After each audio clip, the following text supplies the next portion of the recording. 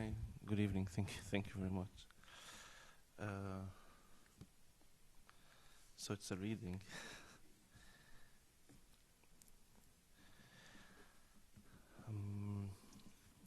Okay, so first of all, I would like to apologize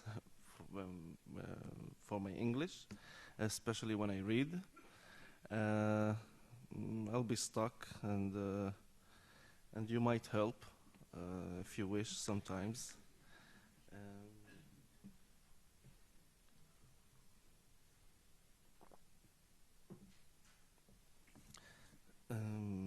I might cry, but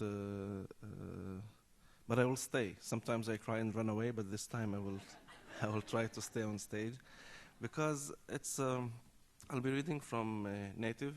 It's a collection of columns.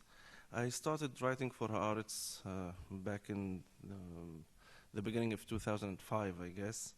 And the collection, of course, it's the first column is from April 7th, 2006, and it goes up to until June 2014. I think it was one of the last columns that I wrote before leaving Israel in favor of Champaign, Illinois. I do live now in Urbana-Champaign. That's not funny. Actually, it's not funny at all. But it's wonderful. I very much love the university, and the people are so great. It's flat, but it's but I do need reasons to still miss home. So I think Urbana-Champaign is a good place to still imagine the last Eden of the Middle East. And to be honest, I was just looking at the book recently because I needed to practice for the readings. I didn't want to read the book and the columns. I knew that it can be very sad sometimes, and it was sad to read the columns that I used to write for 10 years for Haaretz. The humor, the struggles, the birth. When I started writing the column, I was married and used to live in Beit Safafa with my wife, and my daughter she's now 15. But back then so 2 boys were born while writing the columns, at least, I guess. But so it's all there, and some of the characters, wonderful characters in the book, like my grandmother and my father, passed away already, and they used to be great characters in the novel. And of course my wife, and thanks God she's not here, and she's a very busy psychotherapist now doing her PhD, because if she had time to read the things that I've been writing about her,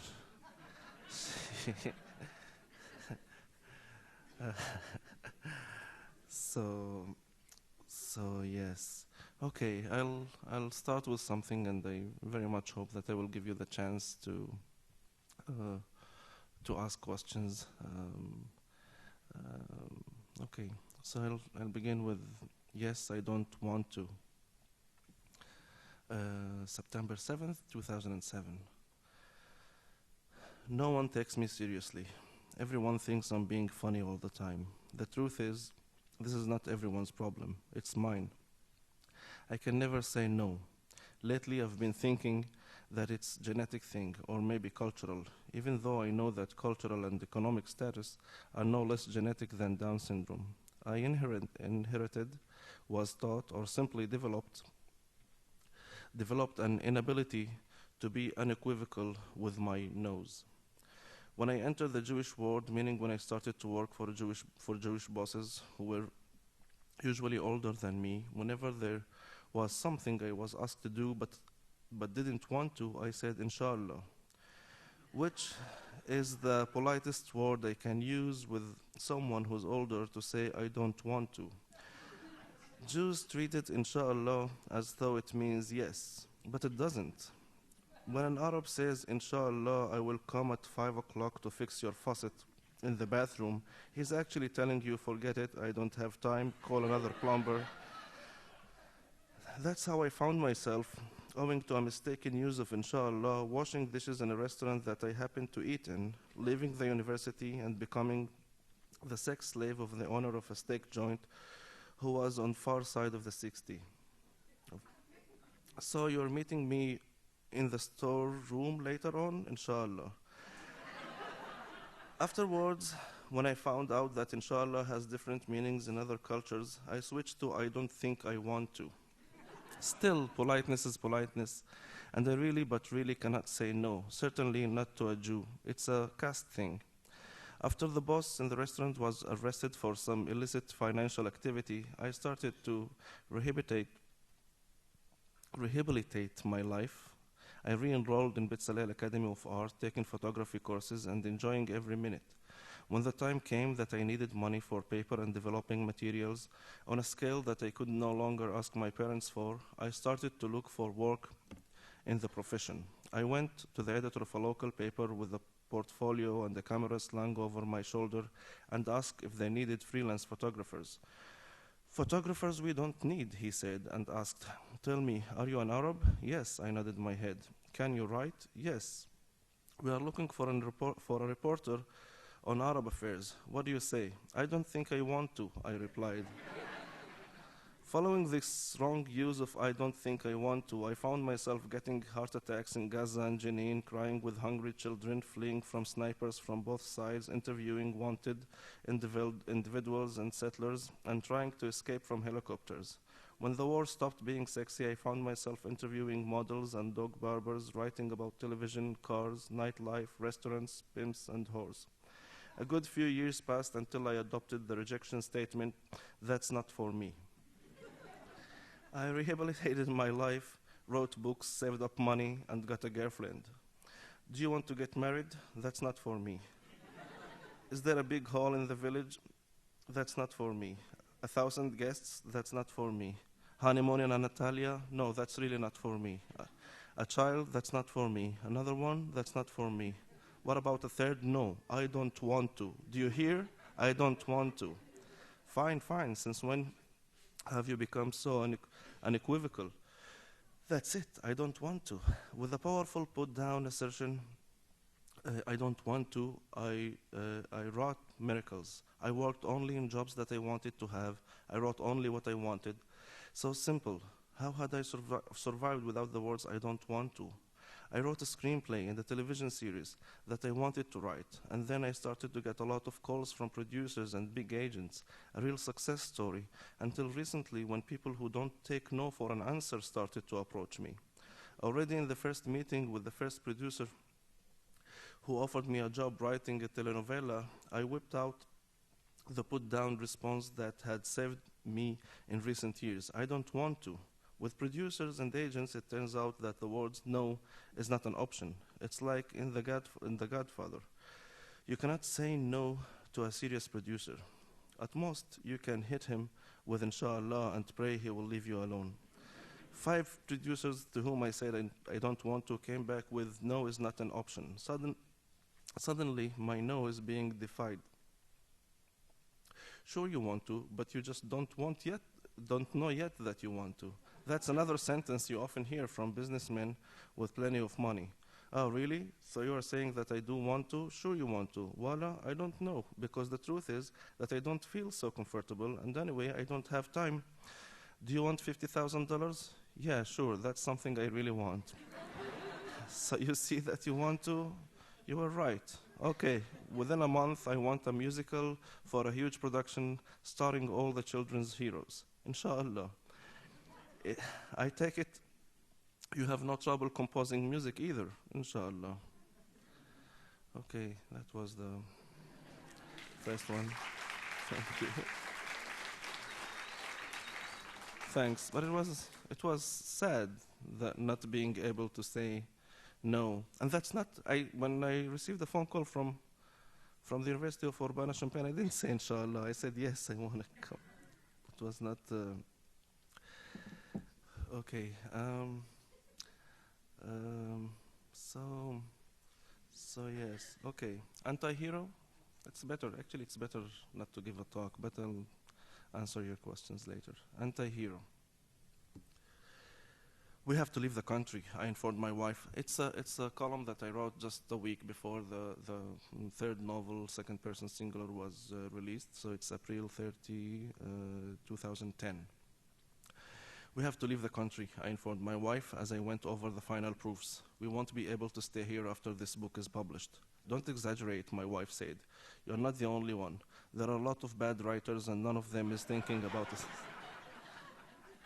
None of them is thinking about escaping from the country because of another embarrassing book. No, it's not that, I tried to explain. The problem is the characters in the book. What?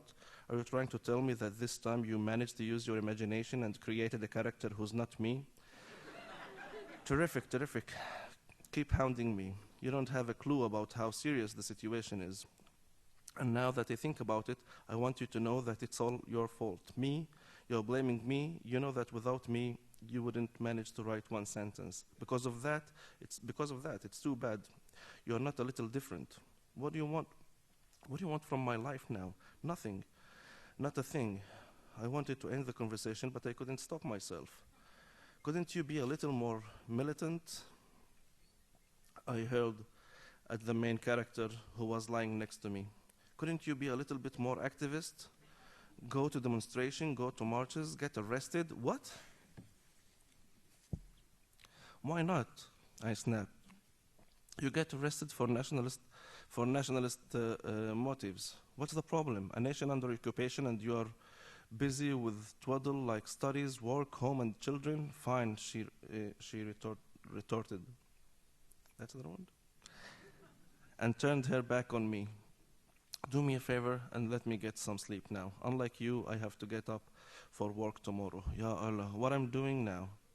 What I'm gonna do? That's it. The book is going to press. There's nothing left to save.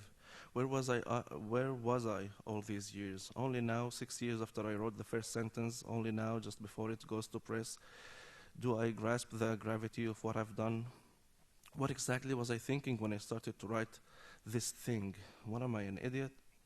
What exactly did I think I was living? Switzerland? Tell me, I shook my wife. Do me a favor, let me sleep. Who do you vote for anyway? Who do you vote for anyway? For whichever party promises to get you out of here, she said, and went back to sleep. Again, I had come up with heroes. Heroes, I called them? What kind of heroes? Nothing. I came up with nonentities, afraid of their own shadows. And I promised my father that my next book would make me a national hero, Palestinian, I mean.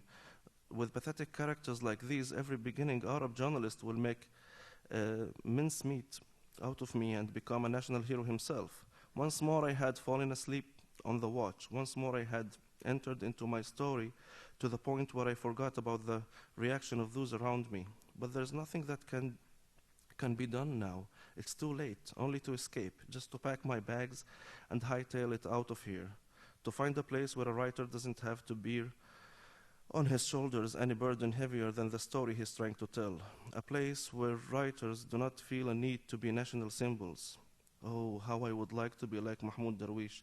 And I'm not talking here only about outward appearance. I just know that at this moment some readers are cursing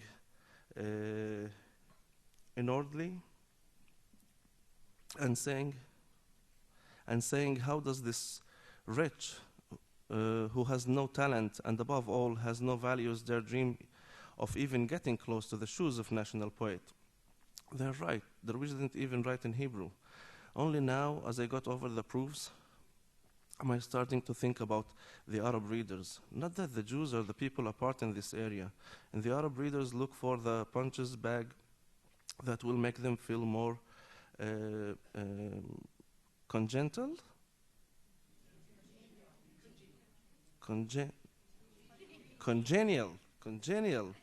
You know, so you know the Jewish readers.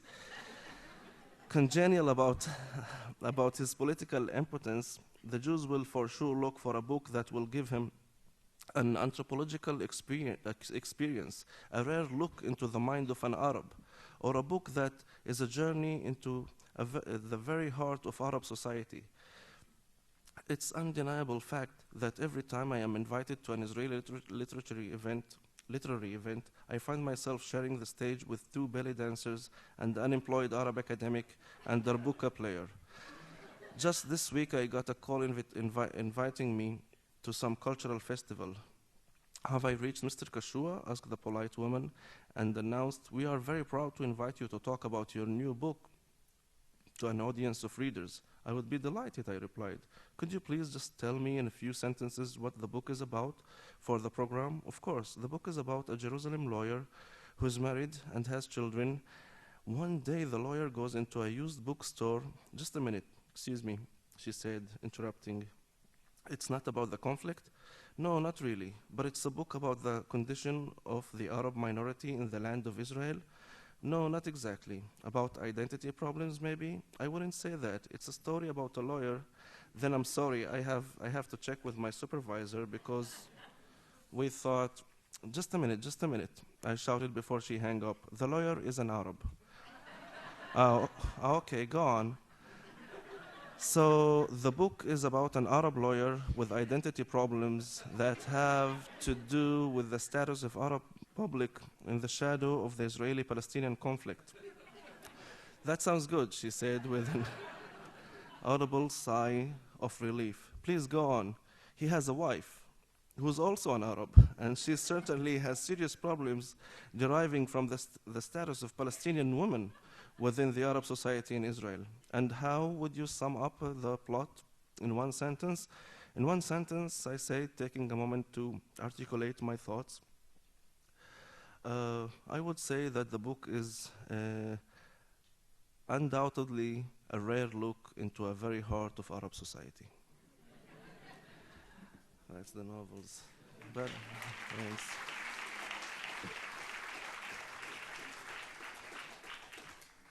But you know, I think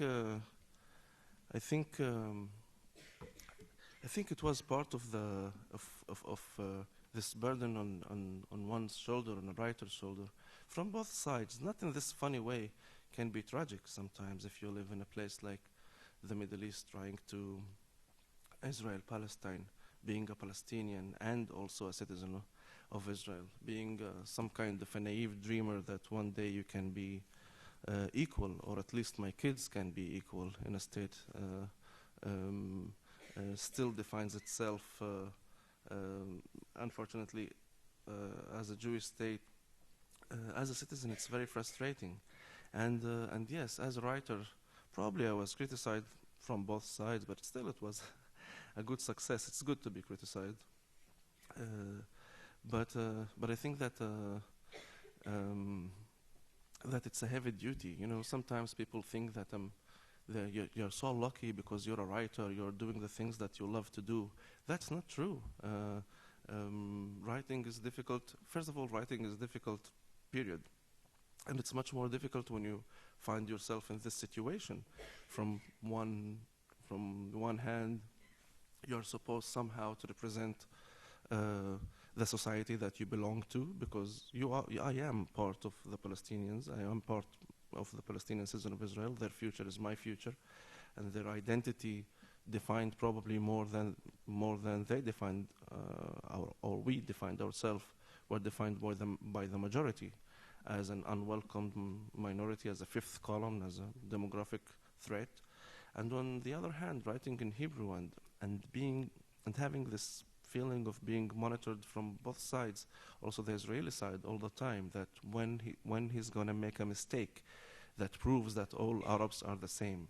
Because unfortunately there you cannot afford to think that they are not the same. The enemy should be shaped the same thing with this essential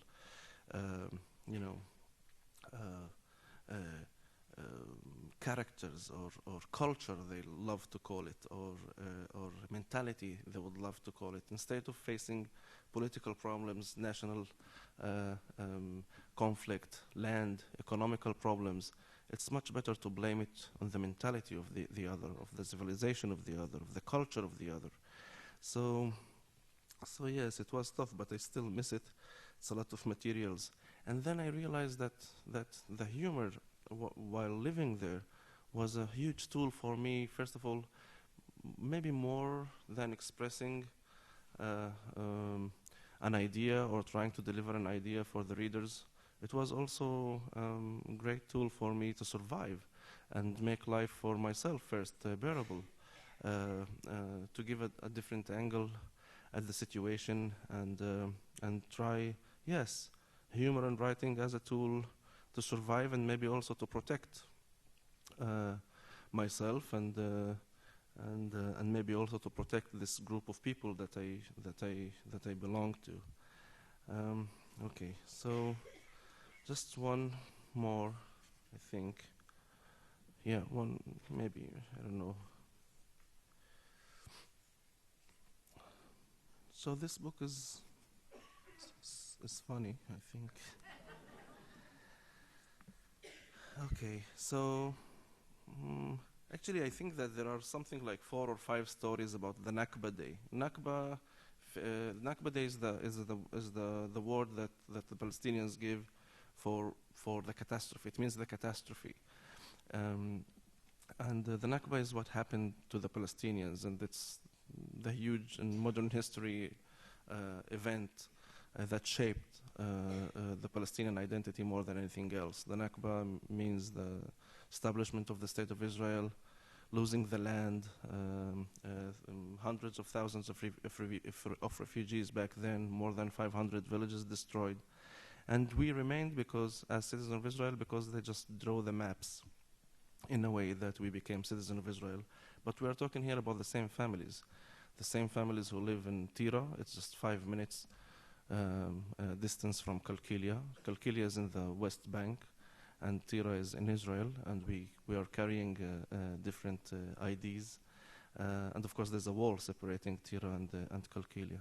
So it's just the green line that they drew, and we became some kind of separated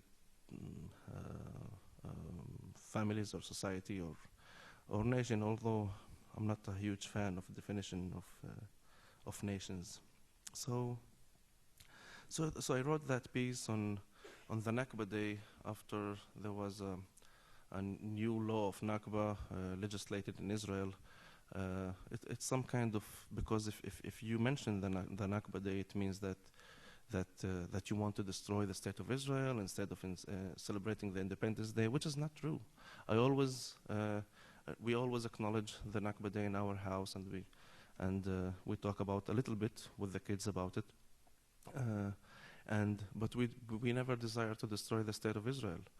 The thing is that I always thought that the first thing that we should do in order to solve maybe the problem and to create a better future is to acknowledge the suffering of the other, and not just to deny it completely. And generally speaking, in Israel, the Nakba and the suffering of the Palestinian is either a lie or they deserve that. So it's very sad. And I wrote that column, I think, in the Nakba Day in that year, while Arab students, Palestinian students in the Tel Aviv University were demonstrating or making the ceremony for the Nakba Day, and right-wing people, as also the media, were very much criticizing and attacking them. So I wrote this column. On Nakba Day, I cannot stop thinking about my grandmother. If only she were still alive. If only she were the way I like to remember her. Strong, sharp-witted, always waiting for me after another day off school, sitting on her lamb's wool prayer rug. I would shrug off my heavy book bag and run to her, bury my head in her bosom, and silently weep. Why are you crying again, my child? She could sense my body trembling. They keep picking on me, I would tell her. They keep picking on me and won't let me breathe. Who? She would ask. Tell me who, and I'll show them what is what. Everybody, I answer her, and my friends are worse than the others. That's how it is. I'd like to hear her say that now, just like then, as she stroked my head, because you're a smart boy, the smartest, and they all want to be like you, but they cannot. If I'm so smart, Grandma, then how do you explain the fact that I still haven't figured out how to get along in life? If I'm so smart, how do you explain the terrible fears? And yes, I'm sorry I no longer sleep with a small Quran under my pillow, as you taught me to do when I was young. I want to tell you that it never helped, Grandma. I was always afraid at night. And now more than ever, except I no longer have anywhere to escape to. There is nowhere to hide. And you know, I'm a father now, and I have children who get scared at night and come to me to hide. 3 children, Grandma. Sometimes I tell them the same bedtime stories you used to tell me. I told them how you used to have these huge watermelons that you would load on the backs of convoy of camels to take to the sea to be loaded on boats. I told them about the cows, the donkeys, and the horses, about how on holidays you would dress up in man's clothes, put on an abaya and kafia, and gallop on the horse together with Grandpa all the way to Jaffa, about the cafe in Jaffa, and how you always told us about the city women who sat there shamelessly smoking nargila just like the men. But so did you, I would always say, laughing, and you would answer yes, but no one knew I was a woman. Not like this wanton Jaffa woman. You should have seen them coming into the theater after us and sitting next to us, those loose women, may God roast them in the fires of hell. But the other stories, Grandma, the ones that made you emotional, that made you cry when you told them, those I haven't yet dared to tell. Sometimes I think I wouldn't want my kids to have to bear the burden, maybe because I want to give them the illusion that a home is a permanent thing, strong, protective, so they wouldn't fear, as I do, a desire lurking, a disaster lurking just beyond the doorstep. So I haven't yet told them that Grandpa was killed in 48 war, and I haven't told them how you became a young widow.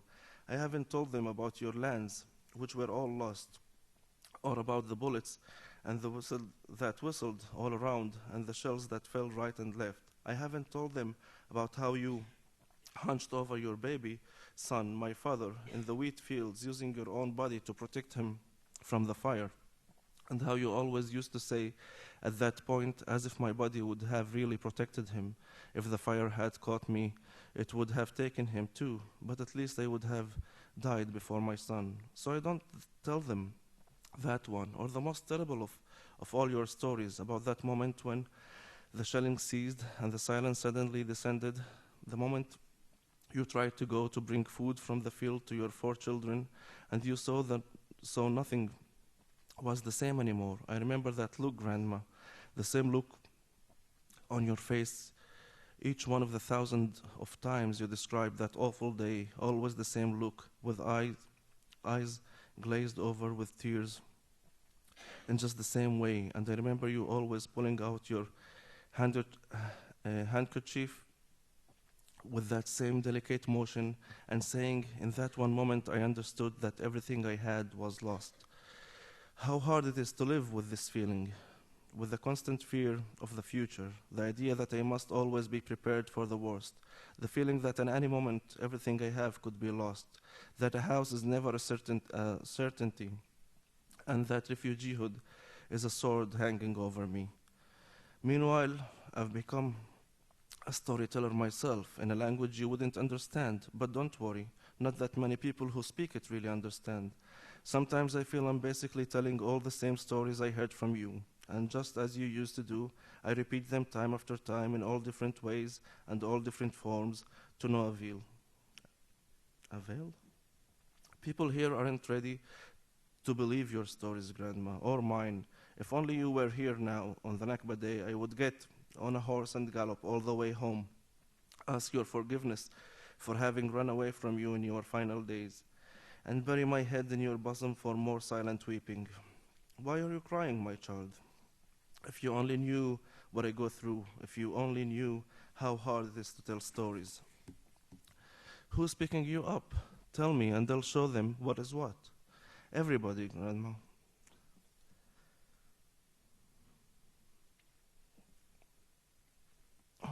And what really makes it hurt is I thought they were my friends. That's how it is. I know you would have said, as you stroked my head, until the trembling stopped. And then you'll say, so, are you hungry? Okay. Thank you.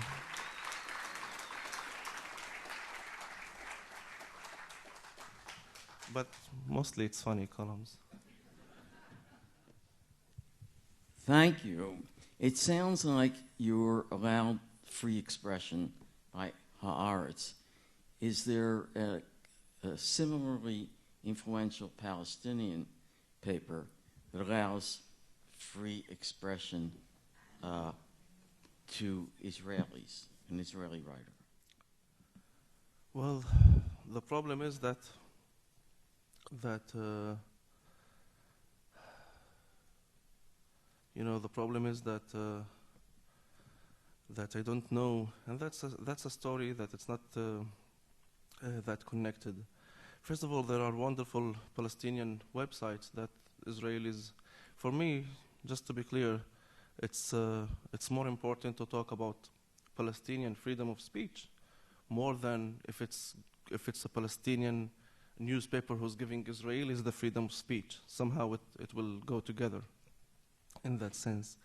So there are wonderful websites that fight for freedom of speech and in Palestine, and the internet is a huge platform for such things. And I think that it is so sad. Even Haaretz, I always dreamed for writing for Haaretz newspaper. It was always my goal. It's a small, liberal, wonderful newspaper, and we do have the freedom of speech for right-wing Israelis as well in that newspaper. But I'm no longer sure that if we can talk about freedom of speech in Israel. I'm no longer sure that the Minister of Culture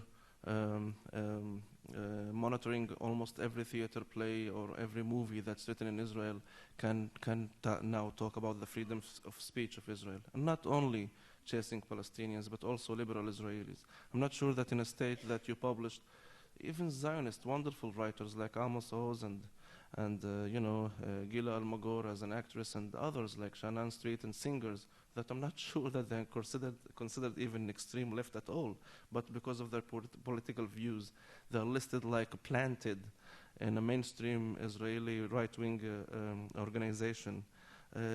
Theaters and movie makers that are persecuted by the institution, the Israeli institution, or this new regime. So I'm afraid that I used to say once, when I was asked, and I wrote about that a column, that when I'm asked what is the thing that you like more than anything else in Israel, and I used to say it's the freedom of speech back then. But I unfortunately no longer can say that.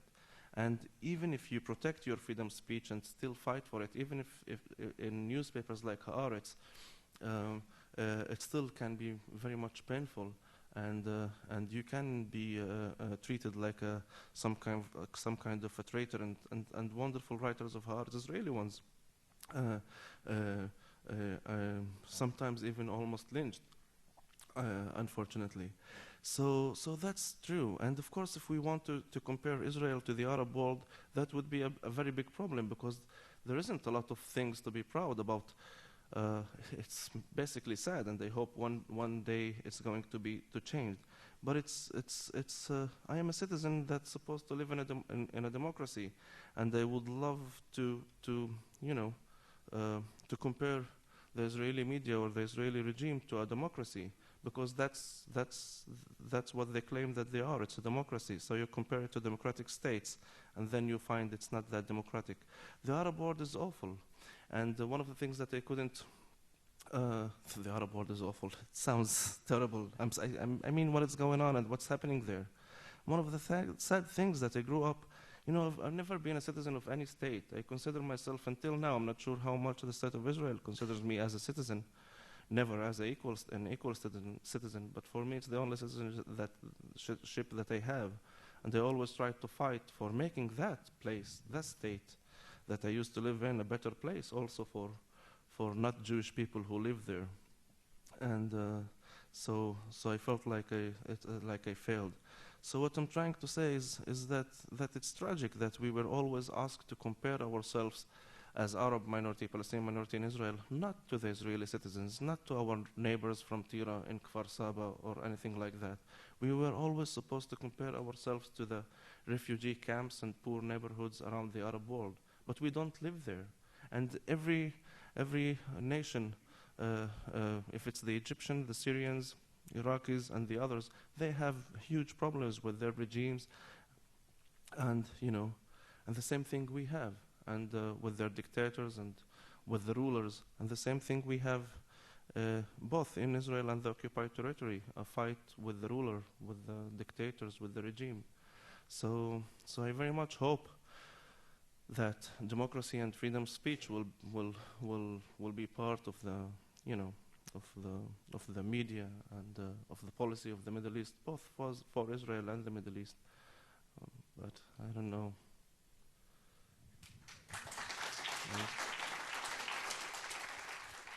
Yeah, hi. I enjoyed your readings, by the way. I'd like to read the rest of the book. I think a growing number of American Jews and Americans dissatisfied are looking for ways to have some beneficial impact on the current state of affairs in the Middle East and Israel, and are not necessarily going to find them in elected people here in America in either party, and historically, so I'm sort of curious as to what you would be suggesting for roles or actions of Americans here, and including American Jews. It's a fact. It's a known fact how much the Jewish community in America got huge influence on the state of Israel, and also towards the American policy, the White House, when it comes to the Palestinian-Israeli conflict. And it is sad, sometimes not even clear. I think that Benjamin Netanyahu did his best to show how much he doesn't trust and hate the President of the United States, Obama. And it's sometimes not clear for me at all why the President, who was cursed by the ambassador or attacked verbally by the ambassador of the State of Israel, gives a talk at the embassy of Israel, why Obama did that. So, and one strange thing is meeting, always being invited to, Jewish studies and meeting big groups of Jewish Americans. It's always a surprise for me to realize how liberal they are until it gets to the state of Israel. And I think that it looks that they're not very much aware of what is happening there and what's the meaning of occupation and discriminating, and there is a huge part then that the liberal Americans groups can play, at least not to say yes to right-wing government decisions, any decisions. Almost it looks like AIPAC is supporting any decision of Benjamin Netanyahu and his government. So yes, and I think that it's very important, and Palestinians as well are aware of the fact that it's important to give a different view or to tell a different reality, a different truth, also to the Jewish community here in America, aware of how influential they can be on the politics in the Middle East. So yes, and they have to figure that it's not the same. It's not this diasporic Jewish persecuted people. No, it's a right-wing government that I'm sure that the majority of the Jewish community, the way I didn't do a research on that, but will never agree with such policies if the policy were in another place around the world. About the boycott, that's a very complicated thing, because it is sad, and sometimes it looks like nothing is going to help. There's no attention from the Benjamin Netanyahu government to reach any kind of agreement. At least the Palestinians are saying they have this, the Palestinian Authority I'm not here protecting, by the way, any politicians from any side at all, but at least the Palestinian Authority, let's say that they are the representative of the Palestinian people, they're offering the two-state solution with the borders. They have a plan. The Israeli government doesn't have any plan whatsoever. Just, we'll keep taking the land, you'll be quiet, we will surround you with wars, and don't just fight. So we don't have any plan coming from this government at all. So sometimes it feels like anything that would help, this feeling that if anything would help. When it comes to economical, boycotting products of the settlements, by the way, there's a law legislated in Israel that I can be arrested if I will support the... Yeah, so yes. So I have to be careful. So I'm not supporting the boycott. Also not on products of the settlements. But what I'm trying to say is I have wonderful colleagues in Israeli Academy, and I have wonderful writer friends fighting and accused sometimes of being traitors in the state of Israel. And they no way can call to boycott an event with Edgar Keret or Amos Oz or David Grossman. And I no way can call to boycott professors like Eva Iluz and Hillel Cohen and wonderful professors that I know how much they suffer in the Israeli academia, and they know that they are not always protected by their universities. By the way, also the freedom of speech of professors that I know very well is very much limited because of militant groups of students like Im Tirtzu and others that can be awful, and professors are fired just from universities just for saying we are sorry for innocent victims in Gaza back in the war in Gaza. So it's tragic, and as someone who knows a lot of wonderful academy people in Israel, I'm aware of how difficult it is for them with their students and with their institutions. So it's a complicated thing, and I cannot call for boycotting myself. As I mentioned, yes, I am part of the Palestinian people, but I'm still also a citizen of Israel. And I think that if I call boycotting that, so I would call also boycotting myself, and they cannot afford doing that meanwhile. Writing. I learned about your books through the Forward, the American Jewish newspaper, included you and Israeli writers, so I appreciate them doing that. I'm interested in your writing. Some writers write for themselves, others write to change the world, and I'd wonder how you see your writing. And also, I'm interested in the readership in Israel. I know that your television program was widely watched by Israeli Jews. I wonder about your books. Are your books read by Israeli Jews, Israeli Arabs, one more than the other? Yes, because we're still talking about Jewish majority, but I write in Hebrew. But it's again a complicated question. There are no easy questions, I guess. The question is how much choosing the language, and language is a huge problem. I was not fully aware of how difficult and how important to choose the language, and how much in such a place with a national fight going on. To choose the language of writing can portray you or define your even soul, if nationality is part of your soul. And I disagree with that, but you cannot disagree with that in a place full with definitions and roots and identities and things like that, and national ones.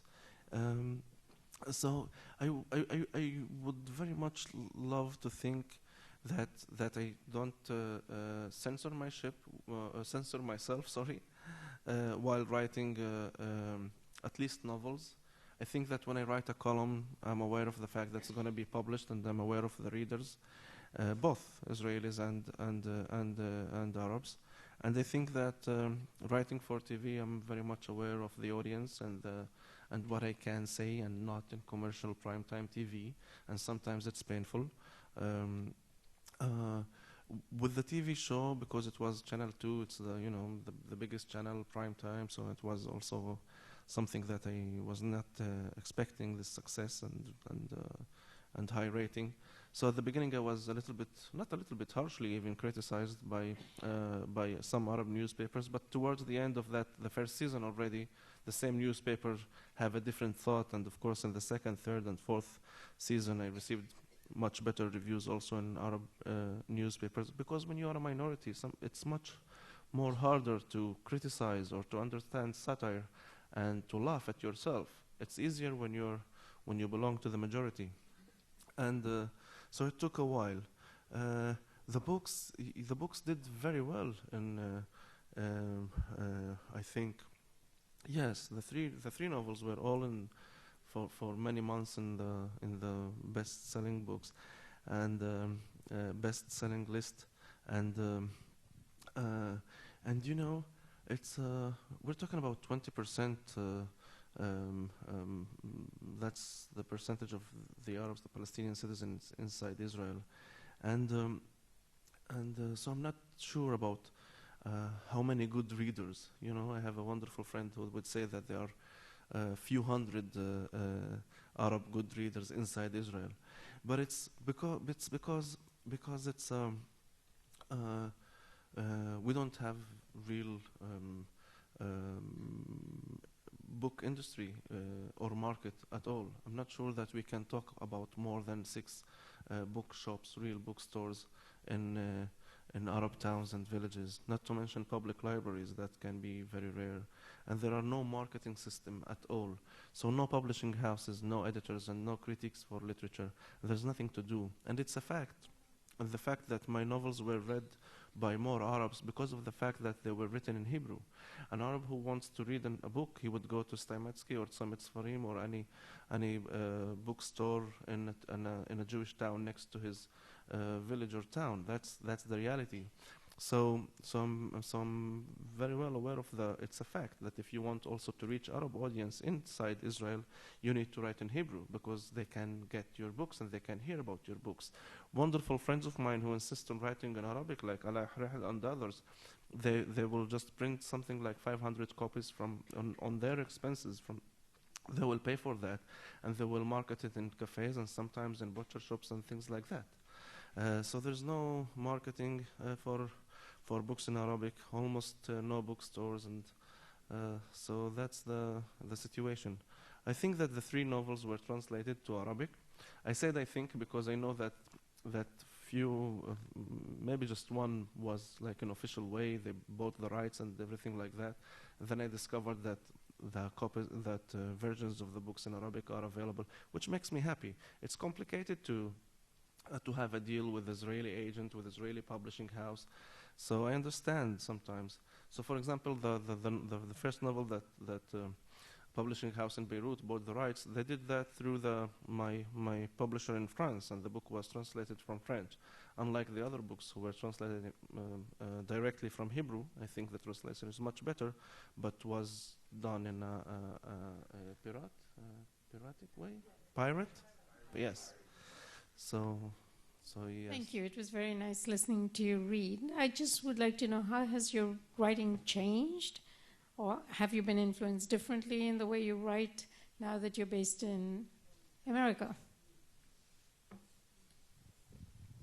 I don't live in America. I live in Urbana-Champaign. No, I'm just kidding. I always promise not to, because the university is really great. It's just flat. It's just flat. And when we landed in Chicago and I was driving from the airport, I remember we just, went out of Chicago, and it's something like 2.5-hour drive south to Champaign-Urbana. And I saw the first cornfield, and I pointed to my kids, look, it's a cornfield. Like it was magic. And then it was the same cornfield.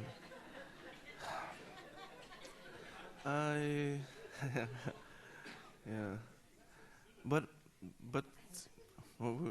we are so I am sad being there because of not because of Champagne, but because of what's going back home. Because the first news that I would read, I still need to write my column. I took now 2 weeks vacation because I couldn't stand it and I had a lot of work to do.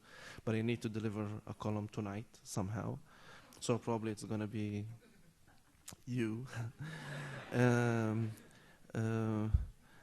But it's sad because of home, because I miss it, and because it's my language, because it's my newspaper. And it's completely different to be there. In one, to live in a.